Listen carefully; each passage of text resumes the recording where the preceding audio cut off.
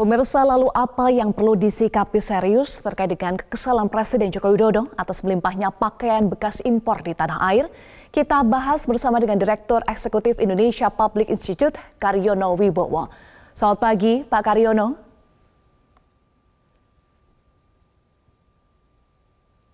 Selamat pagi, Mbak Eva. Iya, salam sehat Pak Karyono. Presiden kesal bahkan mengecam belanja pakaian bekas impor. Apa saja sebetulnya dampak thrifting untuk industri tekstil dalam negeri, Pak Karyono? Dampaknya luar biasa, ini jelas Mbak Eva ya. Jadi ini bisa mematikan industri tekstil dalam negeri. Gitu. Dan ini sebenarnya sudah terjadi puluhan tahun yang lalu. Ya, pakaian bekas impor itu sudah terjadi puluhan tahun yang lalu. Tapi kenapa baru sekarang dipersoalkan?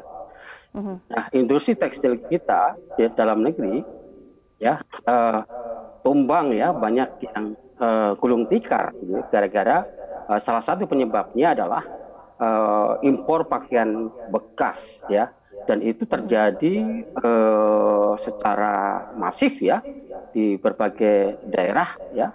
Itu Indonesia dibanjiri dengan pakaian-pakaian bekas dari luar negeri. Dampaknya banyak sekali, padahal kalau menurut data dari Kementerian Koperasi dan UMKM ya, itu ada sekitar 3% ya tenaga kerja ya yang bergerak di bidang itu. Nah, kalau impor pakaian bekas ini terus berlangsung, maka dampaknya tidak hanya mematikan industri dalam negeri, tetapi juga bisa memicu meningkatnya pengangguran, ya. Nah, maka saya mengapresiasi ya apa yang disampaikan oleh Presiden ya, yang menyoroti terkait dengan impor pakaian bekas ya. Nah, tapi menurut saya begini, jangan menunggu Presiden ngomong ya, baru para menteri dan aparat penegak hukum baru bergerak gitu. Padahal ini sudah terjadi puluhan tahun yang lalu ini.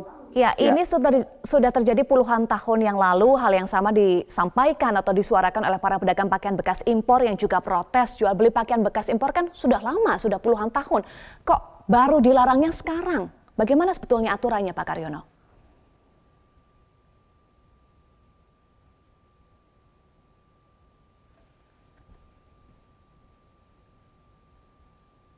Pak Karyono.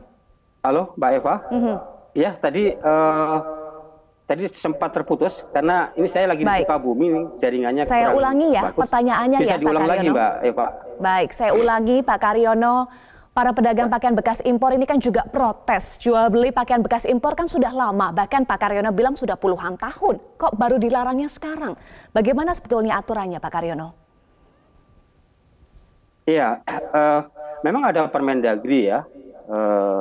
Nomor 18 tahun 2001. Iya, Permendag nomor 18 tahun 2001 yang baru dirubah ya dengan Permendag nomor 40 tahun 2022 ya. Nah, aturan itu kan baru dibuat gitu. Nah, bahkan menurut tadi Saudara Andre Rosiade ya, Permendagrinya sih oke, udah bagus gitu. Tapi ada PMK-nya gitu ya. Nah, artinya ada celah juga, ada celah untuk memasukkan pakaian bekas asalkan kan gitu dengan syarat bla bla bla gitu ya. Nah, ini yang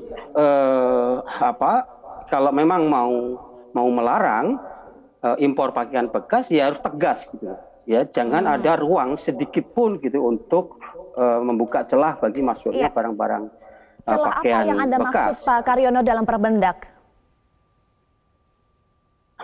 Iya, artinya gini, kan masih ada celah.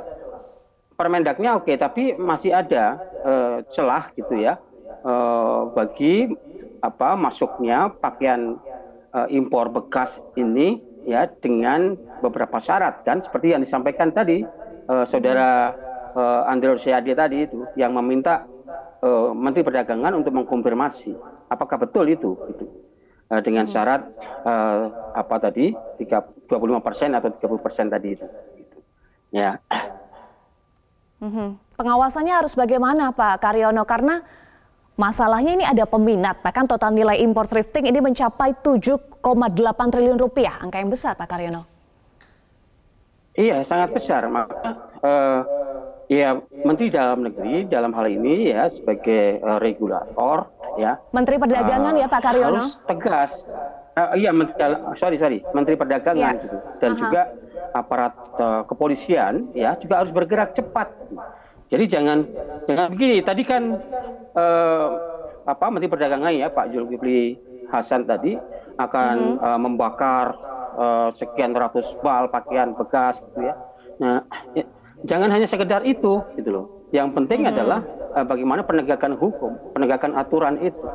Jangan sampai kemudian seperti misalnya peredaran ganja ya, ditemukan ganja dibakar, sekian minuman keras dihancurkan, tapi faktanya masih ada, masih beredar. Baik, penegakan hukumnya harus tegas ya. Jadi harus ada law enforcement, harus ada penegakan hukum, aparatnya juga harus tegas. Ya. Nah, kan ini patut dipertanyakan. Ini sudah terjadi loh puluhan tahun yang lalu, tapi baru sekarang ribut karena presiden ngomong. Gitu. Baik, ya. Baik. Hal lain yang juga membuat presiden ngomong, presiden geram, instansi pemerintah baik pusat maupun daerah masih membeli produk impor, Pak Karyono. Apakah sebegitu bergantungnya Indonesia pada produk impor? Iya, dari dulu ini Indonesia ini ketergantungan terhadap barang-barang impor sangat besar, gitu ya. Nah, tidak hanya pakaian bekas, tapi juga barang-barang branded ya, yang baru ya. Itu kan juga banyak digemari oleh masyarakat Indonesia, termasuk para penyelenggara negara, para pejabat negara gitu ya. Nah, yang suka dengan barang-barang impor yang branded gitu ya. Nah, jadi yang dipersoalkan juga jangan hanya pakaian bekas gitu ya, tapi juga barang-barang impor lainnya gitu ya. Nah, tidak hanya persoalan pakaian atau baju ya, atau fashion gitu, tapi saya kira sudah mulai harus digerakkan kembali ya, cinta produk dalam negeri gitu ya. Cinta produk dalam, tapi jangan sekedar slogan, jangan sekedar retorika ya, tapi harus serius gitu ya, dari aturan buat ya, dan penegakan aturan itu yang harus dilakukan. Iya, Pak Karyono, beli produk dalam negeri jangan hanya slogan, bagaimana memastikan dan juga memaksimalkan penggunaan anggaran untuk belanja produk dalam negeri, apalagi ada statement dari Presiden akan memberikan sanksi untuk kementerian, lembaga pemerintah daerah dan BUMN serta BUMD yang tidak bisa memenuhi target belanja produk dalam negeri. Apalagi langkah tegasnya? Iya, langkah tegasnya kalau masih terjadi, masih dilakukan ya harus ada sanksi tegas gitu ya. Nah, kalau itu merupakan kewenangan presiden misalnya ya bisa saja langsung diganti saja gitu ya, dicopot jabatannya gitu ya, dikasih sanksi yang lebih tegas lagi dari yang sekarang gitu ya. Nah, agar upaya untuk menekan impor itu efektif gitu.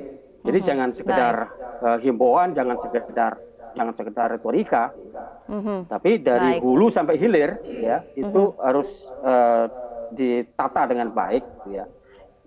Baik.